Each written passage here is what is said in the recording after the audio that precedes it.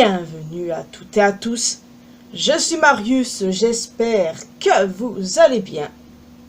Vidéo spéciale sur les SBS du tome 107 et il y a beaucoup de choses. Des choses assez évidentes dont nous avons confirmation, des choses un peu what the fuck, enfin on a l'habitude.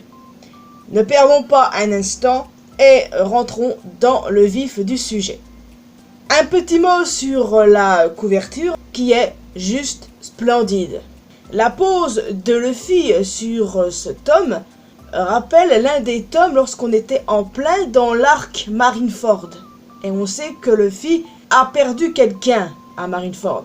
Alors, enfin bon, parlons maintenant des dernières infos. Alors, la première, c'est un peu what the fuck, je vous préviens. D'accord, je laisserai ce message comme vu. Voici ce qu'a dit Oda lorsqu'un lecteur lui a demandé si la véritable apparence d'Ime-sama pourrait être quelqu'un avec une bouche très pointue. Et on a un dessin en prime. Je me serais bien passé de ça.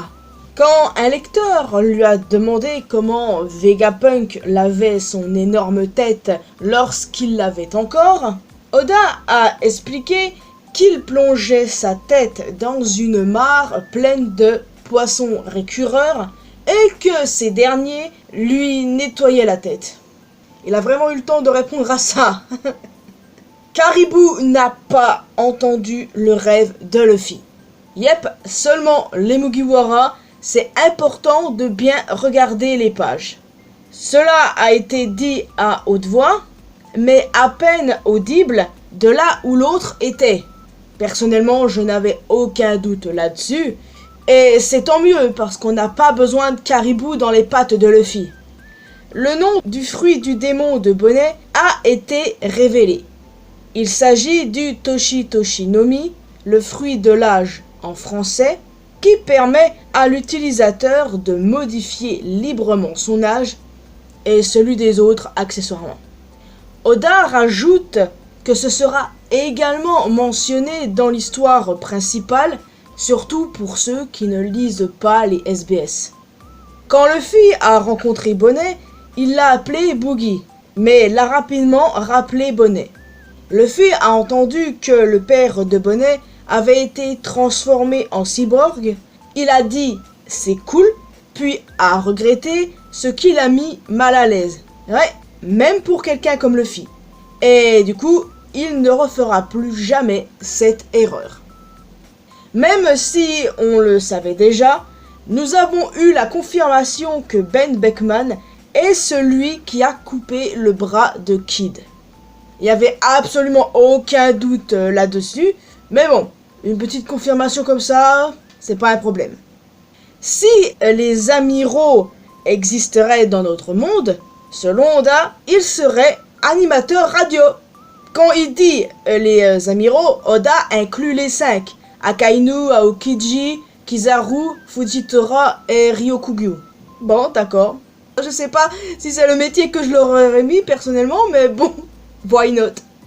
Même si les membres du SWORD, Oda explique que le rang de Koby peut encore augmenter. Donc, rien ne l'empêchera de devenir vice-amiral ou amiral dans le futur.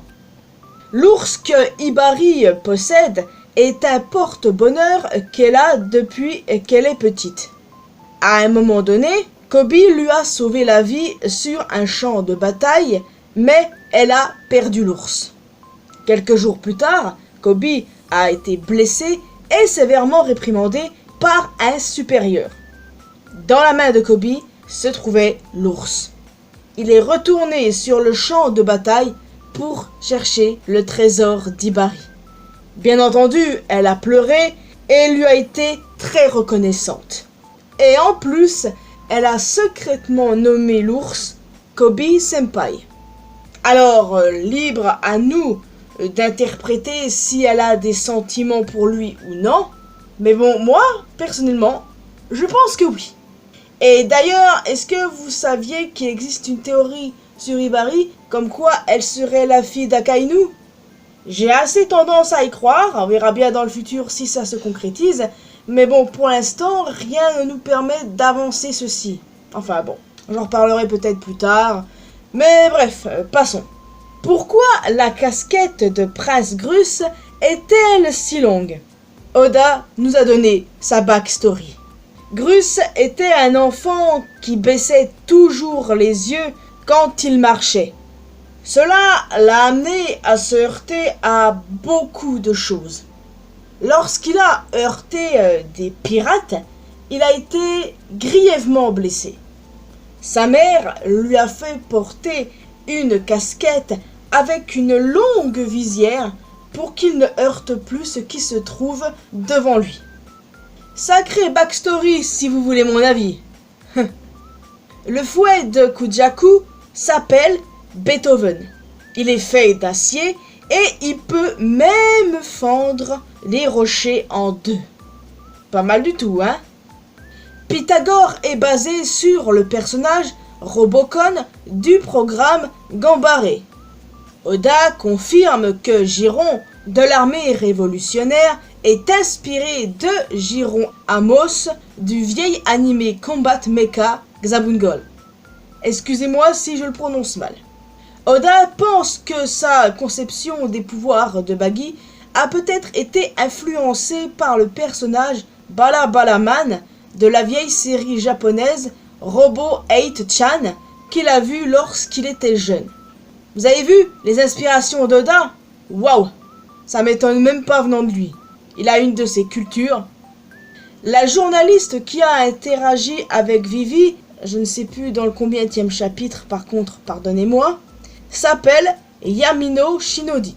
Elle a 24 ans et travaille comme journaliste au département de mode de l'International News Company sous la direction de Morgans.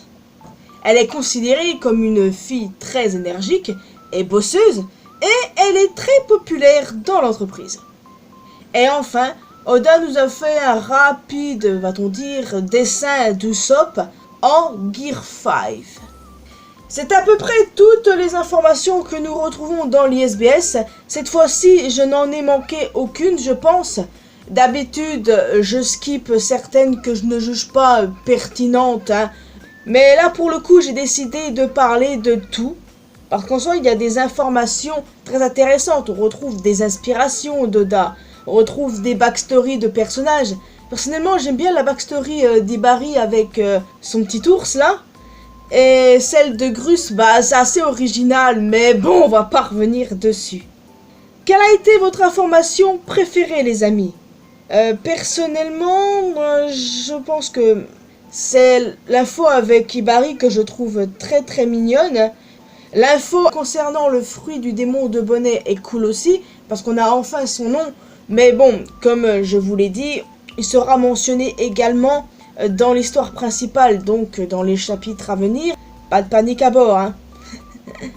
Et voilà, c'est ça qui est ça. Bon, n'hésitez pas à me faire part de vos retours concernant ces informations, évidemment.